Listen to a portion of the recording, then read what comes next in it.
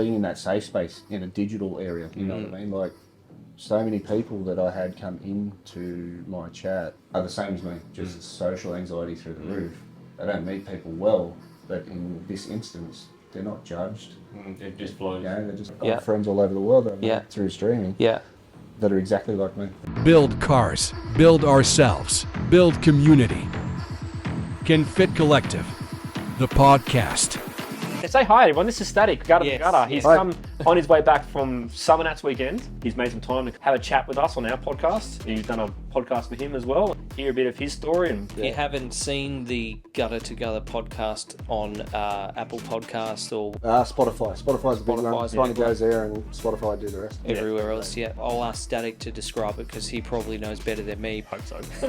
I do too. If you're looking for a bit of podcast content that's Australian based, car scene based, a lot of drift stuff, races, car building, that's where you'll find it. It's largely about the stories behind the people or the cars or the events. I've been personally listening to the podcast for a while, which is how this has ended up coming to fruition. We thought we'd try and just grab him out of the fold in Summernats so we could maybe try and get a bit of more of the backstory on how the podcast came to be. You've done 100 and something episodes now. Around the 120 mark. Yeah, so I know the few that I've listened to, the ones with Brendan from Car Builders was really good. I really enjoyed that. Mark Natoli as well. Yeah. So that one was fantastic. I mean, Jazzy Green, we mentioned in your podcast a few times. Awesome. I loved everyone that I've listened to thus far. We're here to meet the man. Welcome. Thank you. Thank you. Feeling the pressure. It's normally me doing the other way around. That's right, and we purposely pointed the light straight at him. Yeah. So he's under, interrogation. Yeah. First of all, how did you find Summernats this year? I enjoyed it. It's like I remember the old days, right, where it was just chaos. Like, it started just wall-to-wall chaos. I remember what it was like, especially for young girls. Yeah. Right? And what I love seeing this time, being a father now, so many young girls and families were there. Yeah. It was awesome to see. Like, with my daughter, she's not as heavily into cars as I am. I think she wants to be because I am. Like she likes to take an interest. She her ears pricked up when I said I'm going to Summernats. She said, "Oh, what's that?" I said, "Oh, it's a big car thing, like a massive festival that goes for almost a week." She said, "Oh, that'd be really cool." And my wife said, "No, you're not going to." You know what I mean? And she remembers those days. Yeah. I think there's still portions of it that are like that.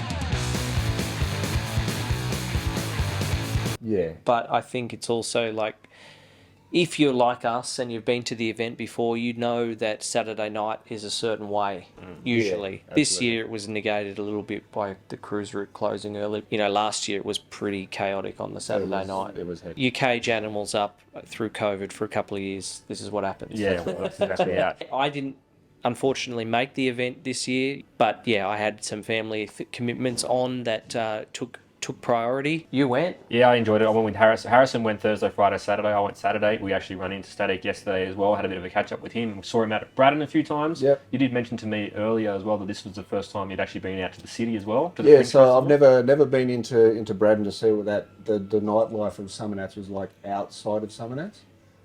It was really cool. I mean, I don't know what it's been like in previous years. Obviously, this has been the first time. I found it pretty cool. Like, it was well controlled. Being able to walk up and down the street after, blowing methanol, drag cars and whatever else. Yeah. That was cool as hell. Seeing service stations that are just chockers. The whole forecourt is just completely full of cars. They're not selling any fuel that night. Like, it's just all whatever they're selling in the shop. Yeah. That's, I think, a credit to the event in trying to bring the community into it. For the community of that area, a good and bad thing. I know in the past there has been businesses like restaurants in that street and behind that typically don't open during Summernats time because they just don't want the trash. And if you want to know more about our thoughts on that, you can jump onto Static's podcast when it comes out, because we go into that in depth. But it's always been the case where it's like, if you're a hospitality venue in Canberra, you either just give your staff some time off and you don't open during Summernats weekend because it's just not, it's too much over the top, or you embrace it. And I think what Summernats themselves have done with bringing the sanctioned Fringe Festival into it, this is, I think, the second year that's been done. Yeah. And the first year that it's been done on multiple nights, I don't think it ran the Thursday night last year. No, yeah. I think it's fantastic because that area is our main street for car guys. Yeah. You know, some of my best friends I met cruising what was the car wash. It's still a car wash now, but we used to just park there and watch people try and drift the roundabout. That's now the Rainbow Roundabout. Yep. You know, when there was no one else around because that's just full of car yards or whatever. So it's really great to see those humble beginnings now embraced, bringing some of the community in. I think also the fact that it's a free event. Summernats itself is quite expensive to buy tickets to, especially for families. Yeah. I noticed like Saturday day pass for a family is like nearly $400. Yeah. So that is now, you know, again, becoming a bit of a problem. We mentioned this on Static's podcast where we're actually, as a collective, trying to work out different ways we can try to help more people get to events like that. But there'll be more on that in the future anyway. Yeah, well, that's a later job. What was the standout for you when it comes to vehicles when you were at the show? What did you think was cool? So I approached Summernats in a really different way. Yeah. Like for me, having the podcast, for me, it's showing my face to people. Okay. I realised it was probably at last year's Summernats is when I actually realised I'm very slow on the uptake, right? Yeah. It was about then that I realised that I should actually be getting my face out, because up until that point, it was just like my podcast was all audio. Yeah. So I'm just a voice. Yeah. I'm not a very good one at that, right? So I'm just a voice. And people there's no face to that voice. So reaching out to people is difficult because they're like, oh, I don't know who you are, I've never heard of you. And even if I have, you're just a voice, especially in a day and age where YouTube is such a massive thing. Yeah. So I went, okay, well, then I need to get my face out more. Like last year's Summernats, I met a lot of the people I've had on this year. Like I met Al from the Skid Factory. Yeah. I have a lot of social anxiety, Yeah. so being in places like that is difficult for me. Meeting new people is really difficult. It was one of those things though, the second I saw Al, he's a guy I knew I wanted to speak to. I wanted to speak to Al and Woody, to have them on the podcast. And the second I saw him, like, beeline straight to him, like, turn your brain off, go do it. Yeah. Just go. I even said it to Al, like Al probably had no idea because I would have just been an awkward knob at the time. I walked up to him, introduced myself, shook his hand, and went blank. Yeah. You know what I mean? I'm like, Where's next? what do I do now? Yeah. You know, like, Yeah. ultimately, I got a little bit of a conversation with him, told him who I was, what I do. He was really interested. And then that became an episode later. So getting out to Summernats for me is about meeting people. I don't really care about the cars, like I'm a car guy, right? Saying I don't really care about the cars at Summernats. Yeah, I totally get it. Yeah, 100%. It's just about meeting the people. Again, with the podcast, going to the vendors, and things like that, checking people's stuff out. Got to chat with Brendan Carroll again from Car Builders, which is really cool. Always love having a chat with him. He's an amazing, awesome dude. like, dude, yeah. Great people. Yeah. Always love one. And then I'll go and check out, like Top 60. Yeah. We're talking about some of the standout cars for me were cars that nobody would look at. Right? Yeah. One of the cars in there I loved the most was a Beetle. Oh, the coffee coloured just one. like a stock resto Beetle. Yeah, right? the coffee sort of coloured one that was up there. Yeah, that was a beautiful love car. that. Yeah. Look over it, everything was perfect. Everything. Yeah. It was amazing. Yeah. You know what I mean? But in a top 60 hall, where you got some of these super elite show cars, Oh, yeah. that thing would have been walked past. Yeah. Like it didn't have a stand around it, Yeah, display yeah. around it. It was just there. It was just there. Yeah. Yeah, and I bumped into Craig McKenzie, Yeah. chatting with him about his HR, and he had a Morris that was sitting next to him, and that was his pick of the whole hall. You know what I mean? You Yeah. really love the stories, don't you? So that's what it is, right? We spoke about it. I love the stories.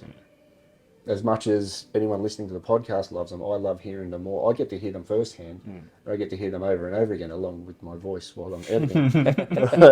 But I get to hear them a few times before I get to put it out. Well, I would find it interesting to know how does a car like that end up at Yeah. Summernats? Like, how did it end up Summernats and also then in the 60? In the top 60, like, Yep. is it the shop that built it saying, we got to take it? Is it the owner saying, I've never had a car, I want to take it? Or, like, how does it happen? There was a couple of cars that made top 60, one in particular that I worked on this year that was, I'm not sure, but was going to be unveiled there. You know, same story. His car only ended up in that level of finish because it evolved into a super nice car from what would have just been a pretty tidy streeter. Now it's like we're taking it to this show because we want to show off the paint job. And that's why I really like listening to your podcast, because it brings those stories out and you give people not just the elite show car builder, a forum to share that story with so many more people.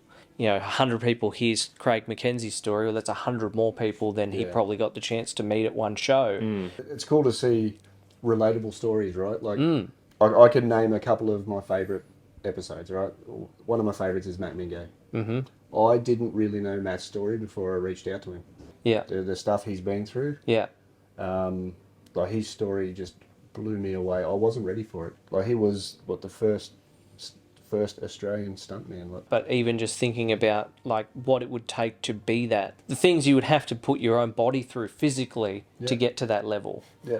We did work for a guy last year who was a sort of semi-professional motocross / superbike rider, and he had some enormous crashes, which I'm sure done some very emotional, mental kind of damage, as you'd expect. He's telling the stories like, oh, baby, you remember when, I was unconscious for 2 weeks in the hospital that time? And his wife, who's been with since high school, that time, I by do the way, remember. keyword there. Yeah. I do remember when you nearly died. Yeah, that's right. Ability to get through adversity, that's something else we touched on We already did on the talking podcast. today, It's but crazy, blows me away. I find the little quirky things interesting as well. I think we're very similar people in that respect. Talking about Jay, low standards, that's why I really like what he does, because he just builds weird stuff. That's what I love, right? I love weird stuff that has the potential to piss people off. Yeah. I love that. We sat down saying exactly that about his VL just before Christmas. Yeah. We really hope he paints it yellow, because there'll be people that love it and there'll be people that hate it. It's like, I don't know if you guys are familiar with Jeff Micklem, home built by Jeff. He's got the Alferrari, the Alfa Romeo with the Ferrari engine. Yeah, I saw that actual car Would have at seen World the Time Attack. Yeah, it was a beautiful build. It's not that he got hate, but everyone was expecting it to be red. Right. Oh. Yeah, Alfa Romeo. And he knew that, which Also is why he Ferrari painted it yellow. And Yeah. it's a bright yellow. That's why he did it, right? It wasn't to piss people off. It's just he knew that everyone would want it to be red. Yeah. And it would just be another Alfa Romeo then in a sea of red Alfa Romeos. There was an interview done on Summernats page this year of the unveiling of Castleman's Rod Shop, the Ferrari-powered Tirana. Which is also yellow. Which is also yellow. Again, a lot of people thought it would be Ferrari red. Yeah. Because it's got a Ferrari motor in it. Yep. Yeah. So... Yeah, I like that too. And having sold cars and sold Alfa Romeos, I get the whole Alfa Red thing. Yep. Mate, why Alfa Australia did not just import Alfa Red cars and then just a sprinkling of silver, black, white. Yeah. I'll never understand, because we could never get them. Yeah. They were always like, what colour is that? Oh, it has to be red. Yeah, we mentioned it at the top, the podcast. Was this something that you, I know you started during COVID, so was it just sort of like a thing to do, or how did it get started? The podcast story in itself is a really long, goes back a long way. It was started originally gaming on Twitch. Oh, yeah. And I started that through listening to Joe Rogan. Right. Oh, cool. Funnily enough, right? Never really had any intentions of doing a podcast at all. So then I started streaming.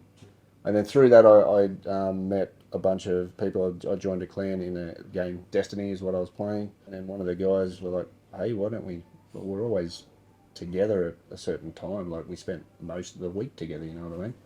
So why don't we get together on a Saturday morning and we'll just chat about gaming? While we're playing is not a good time because everyone's busy. We're doing specific things, and everybody that's playing with us have got certain jobs to do in that game. So why don't we get together on a Saturday morning and start chatting about the stuff we enjoy about gaming? That kind of, it grew, it fell off. He fell away. We brought another guy in. I fell away from that. And it was up and down, and it was just a whole thing. But I kind of left the gaming thing for a bit and got back into my cars. I've always had something in the driveway. You know what I mean? It's always a project. It's never a running, driving car. I've always had 1, 2, 3 on the go at a time. It's easier with one. Look at you. It's definitely easier. So I used to spend every Friday night around at my mate's place drinking, tinkering around with his cars and whatever else. And we're here talking shit about cars. Why don't we record it? See if anyone's interested in listening to it. We came up with a premise of sort of just covering events and things like that that go on around Sydney or Western Sydney. All of a sudden COVID hit and everything shut down. So the idea for the podcast actually came about well before COVID. Yeah. But it was COVID that we're like, oh, we've got the time now, and, Yeah. there's nothing else going on. So yeah, from that we just started chatting about what we're doing, and then we're like, oh, why don't we get some of our friends in to chat about their cars as well. He came into some, had some family stuff going on, so I was kind of left alone. Like, oh, this is a challenge now for me.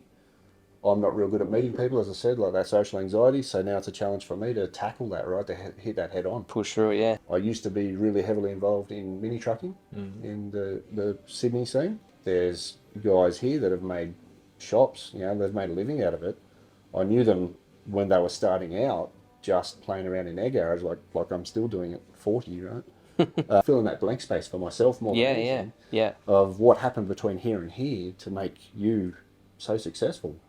The stories. And and those stories, right? And that's where the stories really started to come out, and that's where I started to fall in love with the stories, right? Like what happened? Yeah. Where that missing part for me, what happened in all of that? The ball starts rolling, you start just reaching out to other people, a lot of random people, like a lot of people who are friends now, I've met through the podcast.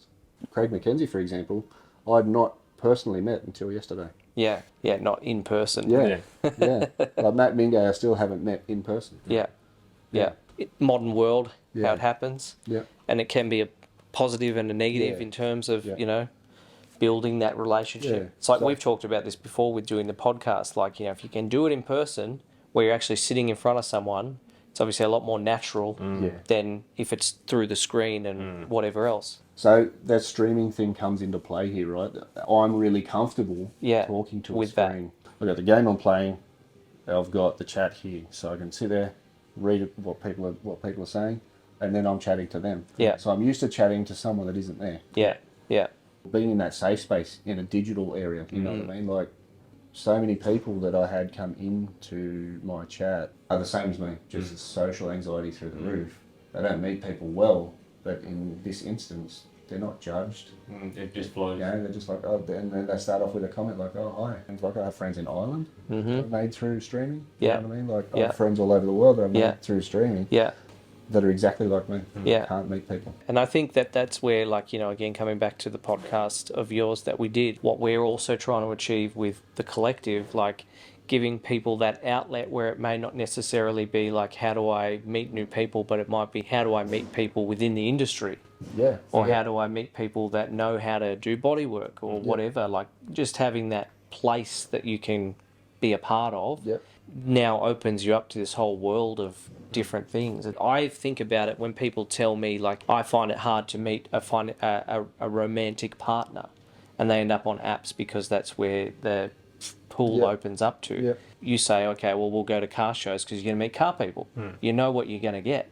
I've said this theory before about if you're struggling to meet a romantic partner, get a dog and go to the dog park, because you're taking the anxiety of we're both here for the same reason out of it, and it becomes, now I'm just here to run my dog. And if I happen to meet someone, great.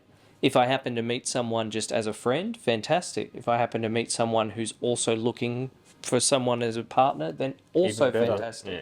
But you're going to a place where there's no preconceived idea about why we're here. Expectations. We're just going to a place where it's just neutral ground. And if worse comes to worse, hopefully the dog does something funny and we're all going to laugh about it. And it's the same in a car event. In your case, I might be socially anxious, but it doesn't matter because everyone's just here talking cars. So, Everyone's here in a familiar space. if you start talking about how cool this is, and now I'm like, actually, I think it's cool too. Now we get along, and that whole barrier drops.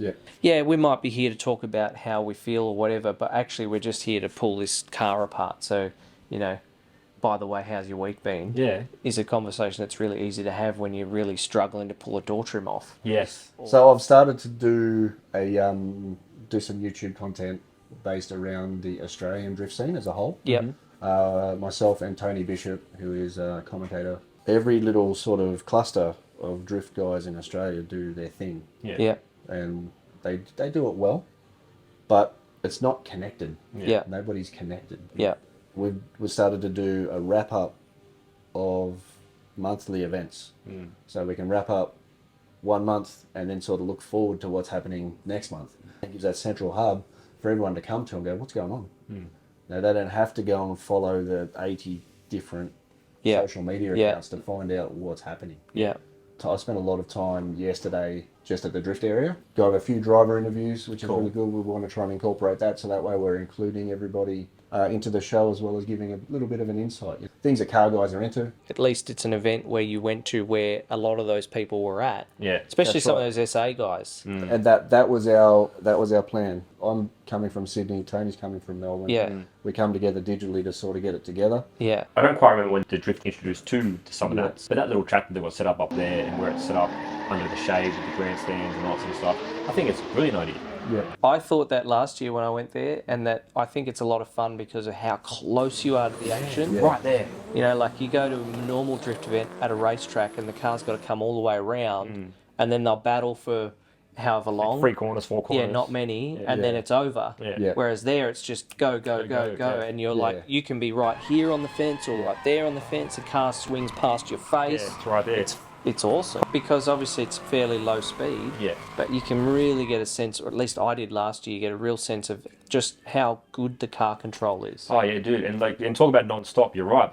They had a guy with a little gurney with a water pump that was literally spraying water on the front of the cars so they could go again. Had to manage the temperatures because those cars don't run for an hour like they were. Yeah. You know what I mean? And Non-stop. they were non-stop. Like I don't know if their session times are meant to be an hour, but because of the passenger rides tickets they sell, Yeah, That's really cool as end well. up being right. So that's one thing, right? You can buy a ticket for a passenger ride. That is cool. I didn't know that. I actually had that conversation with my dad last week while we were away. We had a bit to do with the drift scene this year going to the LZ event, and obviously a little bit that we were talking to people at World Time Attack event as well. Because of that, like my dad's been open up to it a little bit because he's seen it before. My cousin's pretty heavily into the drift he's scene right into it. in Melbourne, but he's seen a bit of it, and obviously I'm talking about it, so like he's sort of been a bit interested in it, and he races speedway on a dirt track, so he's sort of like, you know, he can appreciate it a lot more. Yeah. And so he said to me, he's like, "What? I'm surprised that Summernats hasn't had much of the drift thing come into it." And I'm like, "Well, it has." And I was telling him about it. Now I can tell him more about it. And he was like, "Oh, that's cool. You know, like for him, a passenger ride would be great just to get that sense of like, you know, what they go through to get the job done, so to speak." The drift scene is a really cool thing. We discovered that when we went to LZ. Yeah, we were again, like Zach said, we were both blown away by the equality of people and like the camaraderie and just the way that the whole scene worked down there. Someone's car was broken. It's not like they went, "It's your problem." Like I saw the guys from Shockworks there with Jay's Prairie, like literally rebuilding his suspension for him at the track Before he even got there. Yeah, you know what I mean. Like camaraderie in the scene is awesome. So. Yeah, they looked at his car and went, "No, this isn't right," and they just went to work on it. And then he got there and they're like, "Oh yeah, we changed this should be much better now." He's like, "What do you mean?" He's like, "You changed everything." So It's the one thing I first noticed, and one thing that sort of drew me to the drift scene when I first sort of was showing an interest in it. Went to a couple of days, and I was just seeing in the pits how much everyone's there to help each other out. Like they all want to be out on the track, and they all want their mate out there with them. Yeah, that's right. And now through that, it doesn't even matter if you're a mate or not. you just want you out there. Like things like a diff. Yeah. Right? Oh yeah, cool. I've got a spare one. You broke yours before I broke mine. So have it, right? Gearboxes, things like that. Yeah. Like I know last year at Summernats, one of the dudes absolutely minced his engine. Yeah. They rebuilt it overnight Yeah. at the track. Yeah. That's insane. It's awesome. Yeah. That's what we want to see. Yeah, We want to see 100%. more of that. Yeah. That camaraderie and that just being good people is a lot about like where we're trying to show more of that and trying to kind of put a forum together for that because it does happen. Yeah. I'm glad to see it. I'm glad to see Drift a part of that. Obviously, be looking more forward to watching the wrap-ups, trying to get an idea, and also what's coming, because like not being directly in the scene all the time, we don't know what's coming. Yeah. And how do you find those events? How do I know an event's on unless I know what it's called and when it is, and then I go look it up? Well, when it comes to the drift stuff, It's over there. We'll reach out to you for sure. Absolutely. We'll so keep- we're currently keep you in working mind. on like a full spreadsheet of everything going on in Australia. Yeah, that's awesome. Great idea. Can't wait to Fantastic. see it.